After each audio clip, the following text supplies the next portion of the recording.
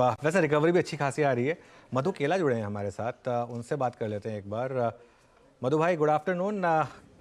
थोड़ा सा मार्केट को शॉक हाय लगा। अनुज, गुड आफ्टरनून। थोड़ा मार्केट को शॉक लगा ये कैपिटल गेंस टैक्स से, लेकिन रिकवरी भी उतनी फास्ट आ रही है। आपके हिसाब से क्या रहा हाईलाइट? थोड़ा अनुज भाई, बेसिकली मुझे ये लगता है कि मार्केट के लिए ये छोटा अनएक्सपेक्टेड इवेंट था। बिकॉज अगर मैं इसको ऐसे देखता हूँ कि मार्केट में गवर्नमेंट का जो फिजिकल सिचुएशन था बिफोर बजट में जाने के पहले, may be it is the strongest I have seen in 30 years of my career, जहाँ पे कि गवर्नमेंट का बहुत कंफर्टेबल सिचुएशन था। तो मुझे लगता है मार्केट में कोई भी आदमी ये एक्सपेक्ट नहीं कर रहा था, मेजॉरिटी ऑफ द पीपल, कि शॉर्ट टर्म कैपिटल गेन्स और लॉन्ग टर्म कैपिटल गेन्स बढ़ेंगे। उसके साथ थोड़ा एसटीटी भी बढ़ा है। एंड ये जो बाईबैक के ऊपर जो टैक्सेशन है, वेदर कंपनी वाले भी पे करेंगे और इंडिविजुअल जिसके हाथ में आएगा वो भी पे करेगा, उसका भी क्लैरिटी बाकी है। बट ऑन द होल थोड़ा टैक्सेशन का बर्डन स्टॉक मार्केट के ऊपर, स्टॉक मार्केट इन्वेस्टर के ऊपर बढ़ा है। पर अनुज, हमने देखा है कि मैं तो 25-30 साल से कितने बजट देख चुका हूँ। अल्टीमेटली टैक्स तो आपकी इनकम के ऊपर है। अगर मार्केट अच्छा रहेगा, इकोनॉमी अच्छी रहेगी, कंपनी अगर प्रॉफिट बनाएगी, तो अल्टीमेटली अगर आप कमाओगे उसके ऊपर ही टैक्स भरोगे। तो इसमें ज़्यादा लंबे अवधि के लिए इनका लास्टिंग इम्पैक्ट मार्केट्स के ऊपर होता नहीं है। और अगर मैं बजट को पूरी तरीके से एनालाइज करूं अच्छी प्रकार से, तो काफ़ी सारे long standing pending issues specifically on agriculture और जॉब क्रिएशन के ऊपर गवर्नमेंट ने काफ़ी एफर्ट किया है और काफ़ी एलोकेशन है, जो इकोनॉमी के लिए काफ़ी अच्छा आर्ग्यू करते हैं। और थर्ड अनुज, ये सब करने के लिए उन्होंने एक जो फिस्कल कंसोलिडेशन पाथ है वहाँ पे कॉम्प्रोमाइज नहीं है। अगेन वो एक स्टॉक मार्केट के लिए लॉन्गर टर्म अच्छी चीज़ है कि आपने 5.1 का 4.9 किया है, और फाइनेंस मिनिस्टर ने बोला है कि अगले साल हम 4.5 या उससे नीचे का एम करेंगे। तो ऑन द होल मैं अगर कोई लॉन्ग टर्म इन्वेस्टर हूं, तो ये जो शॉर्ट टर्म कैपिटल गेन्स या लॉन्ग टर्म कैपिटल गेन्स में जो बढ़ोतरी हुई है, उसके ऊपर बहुत लॉन्ग टर्म में या मीडियम टर्म में बहुत इम्पैक्ट नहीं है। मार्केट आपको और मेरे को पता है थोड़े हैवी थे, और एक्सपेक्टेशन इस टाइप की नहीं थी, और थोड़ा मार्केट में बिल्डअप चल ही रहा है लास्ट काफ़ी महीनों से। मार्केट काफ़ी उछला हुआ है, तो थोड़ा एक करेक्शन का बहाना चाहिए था, वो हो गया मेरे हिसाब से। बट ये कोई लॉन्ग टर्म स्टोरी को डिरेल कर देगा या बहुत ज़्यादा सेंटिमेंटली बहुत निगेटिव हो जाएगा मार्केट के लिए, ये मुझे नहीं लगता है। मधु भाई, एक जो रिस्क लग रहा है कि क्या आगे जाते हुए, अब ये सिर्फ एक शुरुआत है, अभी 10 का 12.5 किया है कि, और शॉर्ट टर्म को 15 से 20 किया है। अगला स्टेप अब शॉर्ट टर्म को 20 से 30 ले जाकर वो बिजनेस, मतलब वो मार्जिनल रेट में क्लब कर दें, और शॉर्ट टर्म लॉन्ग टर्म को भी बढ़ाकर अगर 20% पर ले आएँ, तो कहीं ना कहीं मार्केट को इस चीज़ के लिए तैयार रहना होगा कि ये इवेंचुअली आगे और भी बढ़ेगा। क्योंकि इसी रजीम में पहली बार ये, मतलब जो long term capital gains abolish हुआ तो वापस रीइंट्रोड्यूस हुआ और शॉर्ट टर्म बढ़ा।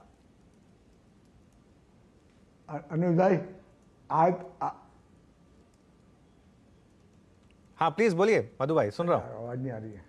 नहीं, मेरे को आ रही है आपकी आवाज, बताइए। आज तो शुभ शुभ बोलो यार। आज तो शुभ शुभ बोलते हैं। अभी तो ऐसा कोई अंदेशा अभी नहीं डाउट करते हैं कि ये उस तरफ जा रहा है। अगर आप देखोगे कि यही सरकार में 10% हुआ था लॉन्ग टर्म कैपिटल गेन्स, और 5 साल के बाद उन्होंने चेंज किया है, तो मैं इसमें बहुत ज़्यादा रीड नहीं करूँगा कि ये 20 का 30% हो जाएगा या 10 का 12.5 का 20% हो जाएगा। आने वाला वक्त बताएगा कि ओवरऑल गवर्नमेंट की फिजिकल सिचुएशन कैसे रहती है और मार्केट्स का रुख भी कैसा रहता है। आई एम श्योर ये टैक्सेशन चेंजेस उसके ऊपर होंगे। पर एक चीज़ जो मुझे बहुत अच्छी लगी कि उन्होंने जो दूसरे इनकम टैक्स के दायरों को इतना सिंप्लीफाई किया है ना, काफ़ी सारी चीज़ें फाइन प्रिंट में पता चलेगी। सो ऑन द होल मैं इसको अभी एक्स्ट्रापोलेट नहीं करना चाहूँगा अनुज की ये आगे जाके रियली में आप जो बोल रहे हो, I hope that is not right, क्योंकि उसमें भी मेरिट है कि पहली बार इन्होंने ये टैक्सेशन को टिंकर किया है, तो आगे जाके और बढ़ा सकते हैं क्या। मैं सिर्फ होप और प्रे करूँगा कि मार्केट अभी भी एक डेवलपमेंटल स्टेज पे है। रिटेल इन्वेस्टर्स अभी भी मार्केट में आ रहे हैं, और अनुज, हम कम टैक्सेशन नहीं पे करते यार। बाईबैक के ऊपर टैक्सेशन है, डिविडेंड के ऊपर टैक्सेशन है, इनकम टैक्स है, short term, long term, STT, और उसके ऊपर मेरी जो इनकम और दूसरी होती है उसके ऊपर भी टैक्स भरता हूँ। तो आई होप एंड प्रे कि ये टैक्सेशन और लंबे ना हो, क्योंकि मुझे याद है जब हमने ये एसटीटी इंट्रोड्यूस किया था तो उस समय अंदेशा यही था कि हम शॉर्ट टर्म कैपिटल गेन और लॉन्ग टर्म कैपिटल गेन्स को over a period of time खत्म करना चाहते, और इसी से लिए ये एसटीटी आया था। तो इस बजट में तो एसटीटी भी बढ़ गया, शॉर्ट टर्म भी बढ़ गया और लॉन्ग टर्म भी बढ़ गया। ये बात आपने सही कही, और स्टैम्प ड्यूटी भी देनी पड़ती है, ये भी ध्यान रखिए। इस बीच में बेचारे ब्रोकर्स, तो ब्रोकरेज उनकी ऑलमोस्ट जीरो हो गई है। विजय केडिया भी हमारे साथ हैं स्टूडियो में। विजय भाई, गुड आफ्टरनून। जो बात मधु भाई कह रहे थे, आपका क्या मानना है कि मार्केट इसको ले लेगा अपनी स्ट्राइड में कि चलो ठीक है, बढ़ गया तो बढ़ गया, अब जो आपका फेवरेट गाना है, मैं जिंदगी का साथ निभाता चला गया, क्या वैसे ही मार्केट भी लेगा इसको? मार्केट ले चुका है लेगा नहीं, ऑलरेडी ले चुका है। 1100-1200 पॉइंट कुछ डाउन था एक समय, और अभी कुछ 400-500 कुछ पॉइंट डाउन है। तो ये तो हो चुका, मार्केट ले चुका है इसको, इतना टाइम थोड़ी लगता है अभी। ये तो हो गया यार। 2.5% टैक्स बढ़ा है भाई, मेरे को लगता था 20% करेगा, मेरे को तो ये लगते थे। देखो अनुज भाई, ऐसा होता है ना, जैसे बोलते हैं ना, there are working hours and there are happy hours and then there are hangover hours. अभी मार्केट में हैंगओवर आवर्स चल रहा है। हैंगओवर आवर्स बेस्ट टाइम होता है जब अपने मन की बात बोल देते हो। सरकार 3 साल से आपको इंडिकेशन देती आ रही है कि लॉन्ग टर्म हमको ट्विक करना है, लॉन्ग टर्म को कुछ हमको टिंकर करने का। वो 10 का 12.5 किया यार, एहसान किया आप लोगों के ऊपर में, आप ये सोचो। तो मेरे ख्याल से लगता है कि ये बहुत बढ़िया है, इसका कोई फर्क नहीं पड़ना, जो पड़ना था पड़ गया। और 1% आदमी 1 साल से ज़्यादा शेयर नहीं रखता भाई। 1% आदमी होंगे जो 1 साल से ज़्यादा और बियॉन्ड कैपिटल गेन टैक्स रखते होंगे, बाकी तो 1 घंटे में सलट जाते हैं भाई। आप खुद ही आप लोग पर भी तो बढ़ गया ना, वो 15 का 20 कर दिया। तो बढ़ेगा ही ना। आपको सट्टा ही खेलना है तो फिर हमको भी दो, हाउस ऑलवेज विंस यार। अगर आपको धंधा ही, अगर आपको सट्टा ही खेलना है मैडम, आपको स्पेकुलेशन ही करना है, तो फिर मैं क्यों पीछे रह जाऊँ? फिर जिनको रेवेन्यू आ रही है तो करना ही पड़ेगा, क्यों सरकार को रोकने का इन लोगों को।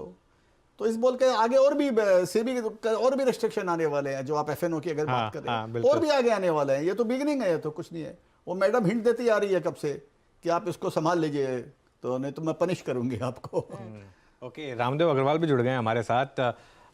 Ramdev ji, good afternoon. तो हमारे साथ इस समय रामदेव जी हैं, मधु केला जी हैं और विजय केडिया जी हैं। तो मार्केट के सभी महारथी इस समय हमारे साथ हैं। जरा एक बार उनको सबको विंडो में भी रख दीजिए। रामदेव जी, आप क्योंकि एक म्यूचुअल फंड भी चलाते हैं, एक ब्रोकरेज भी चलाते हैं, खुद एक सक्सेसफुल इन्वेस्टर हैं, आप किस तरीके से देख रहे हैं आज के बजट को, खास तौर से जो कैपिटल गेन्स टैक्सेशन में टिंकरिंग हुई है उसको? देखिए, मुझे लगता है कि जो अभी बाजार में पार्टी चल रही है उसके हिसाब से करीब 25 से 30% ज़्यादा टैक्सेशन लगेगा तीनों कैटेगरी में, चाहे लॉन्ग टर्म हो, शॉर्ट टर्म हो, चाहे स्पेकुलेशन हो। सो लॉन्ग टर्म में आपका 10 का 12 हो गया, शॉर्ट टर्म में 15 का 20 हो गया, और स्पेकुलेशन में आप एसटीटी में ही आप करीब 40-50% ज़्यादा टैक्स भरेंगे। सो ऐसा मेरे ख्याल से tax mobilisation from the market काफ़ी बड़ा है। वो नंबर तो नहीं मालूम मुझे, लेकिन काफ़ी अच्छा नंबर आएगा मेरे, हो सकता है 50,000 से लाख करोड़ तक भी आ सकता है इसमें। रामदेव जी, ये सिग्नलिंग किस तरफ है कि बहुत ज्यादा स्पेकुलेशन हो गया था, उसको सरकार रोकना चाहती है, दूसरे एसेट्स जैसे रियल एस्टेट को बढ़ावा मिल रहा है, गोल्ड में जो ड्यूटी कट हुआ उसको बढ़ावा, जो नॉन रिस्की एसेट्स है, क्या उस तरफ फिर से रुझान बढ़ता हुआ दिखाई देगा? हाँ, इस ढंग से लग रहा है कि मतलब इक्विटी, मतलब उनका ये कहने का कि भाई आपने बहुत पैसा कमाया है इक्विटी में, तो आप हमको भी थोड़ा देते चले जाओ, ऐसा है। मतलब I don't think there is any rational, because उनको तो ये पर्टिकुलर एसेट क्लास को इंकरेज करना चाहिए। तो आप जो लॉन्ग, चलिए स्पेकुलेशन को आपने पनिश किया, शॉर्ट टर्म को पनिश किया, एक बात समझ में आता है, बट इवन लॉन्ग टर्म में आपने 10 से 12.5% किया है। मतलब ये है, आपको मेरे ख्याल से सोच ऐसी है कि भाई आप जो है बहुत पैसे कमाया हो तो उसमें से आप थोड़ा you part with some portion of gains. मेरे को नहीं लगता है कि लॉजिक ये है कि भाई हम इन्वेस्टिंग इन इक्विटीज को डिसइंसेंटिवाइज करें, ये बात नहीं है। बट बेसिकली मेरे को लॉजिक समझ में आया कि long term capital gains tax इतना बढ़ाया क्यों। शॉर्ट टर्म तो मेरे समझ में आता है, शॉर्ट टर्म स्पेकुलेशन में, और एक्चुअली स्पेकुलेशन में आपका मार्जिनल टैक्स रेट है। So in any case, you are paying the full tax. There is no change for the speculators actually, which is the major portion of the gains in the marketplace. तो रामदेव जी आप ये कह रहे हैं कि short term बढ़ा दिया ठीक है, लॉन्ग टर्म नहीं बढ़ाना चाहिए था, लॉन्ग टर्म को वही रखना चाहिए था। या you are punishing the long term holders ना, जितने लॉन्ग टर्म होल्डर्स हैं उनको आप पनिश कर रहे हैं।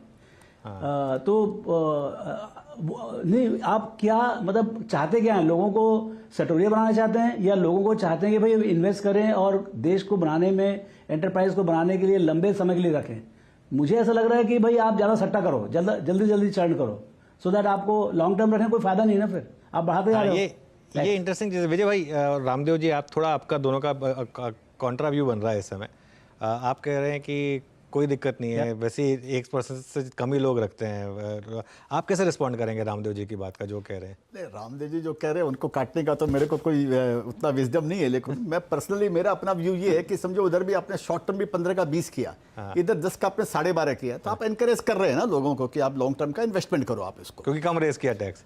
हाँ, क्योंकि उसको भी उधर भी 15 का 20 कर दिया, इधर भी 10 का 12.5 कर दिया, तो रेशियो तो देखिए टैक्स तो आपको देना पड़ेगा। 1,69,000 आदमी जो 1 करोड़ से ज्यादा इनकम दिखाते हैं इंडिया के अंदर में, आप उन चीजों को नकार नहीं सकते हो। मतलब ये कि जो और तेल बोलते, तेल तो तिल से ही निकलेगा ना भाई, जो कमा रहा उसी से आप निकलोगे। अब उन्होंने सुबह बोल दिया अन्नदाता और पुअर्स और विमेन, मैडम आ गई उसके अंदर में, और वो 4 कैटेगरी उन्होंने बताए हैं, तो टैक्स देगा कौन भाई यहाँ पर? अल्टीमेटली ये बताइए, जो दे सकता है वही टैक्स देगा, जो दे सकता है वो देना नहीं चाहता है, जो नहीं दे सकता है वो नहीं देना चाहता है, ऑब्वियसली है, तो फिर आएगा कैसे कंट्री के अंदर? ओके मधु भाई, आप तैयार हैं थोड़ा ज़्यादा टैक्स देने के लिए?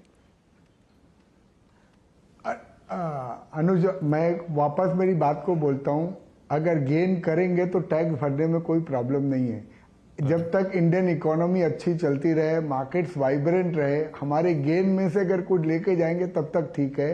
तो as long as they take all the necessary steps, जो है ना कि भाई ये देश बढ़ता रहे, ये इकोनॉमी बढ़ती रहे, ये यहाँ की कंपनियां ग्रो करती रहे, मुझे लॉन्गर टर्म में अल्टीमेटली आप उसको जैसे विजय ने बोला, मैं उसकी बात से पूरी तरह सहमत हूँ। अल्टीमेटली जो कमाएगा सरकार टैक्स तो उसी से मांगेगी ना।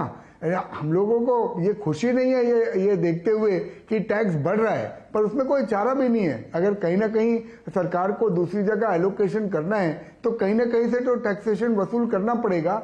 और इस देश का आज नहीं पिछले 20 साल का ये इतिहास है कि जो ऊपर के 2-3% लोग हैं उनके ऊपर ही हमेशा टैक्सेशन का बर्डन हमेशा ज्यादा आता है। अनुज, आप अभी का नहीं 25 साल का इतिहास निकाल के देख लो, और हो सकता है आगे भी आने में चेंज ना हो। तो मैं तो ये प्रे कर रहा हूं कि अपनी कंट्री अच्छी चलती रहे, अपना देश आगे बढ़ते रहे, अपना कॉर्पोरेट सेक्टर अच्छा चलता रहे, तो फिर 10 का 12% पे करने में मुझे कोई दिक्कत नहीं है। As long as I make gains I have no problem paying the taxes.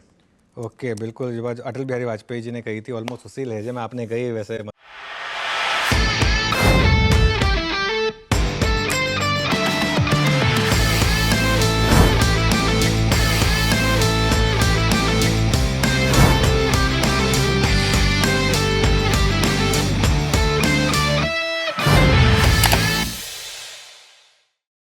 बता दें कि मनी कंट्रोल पर दिए गए विचार एक्सपर्ट्स के अपने निजी विचार होते हैं।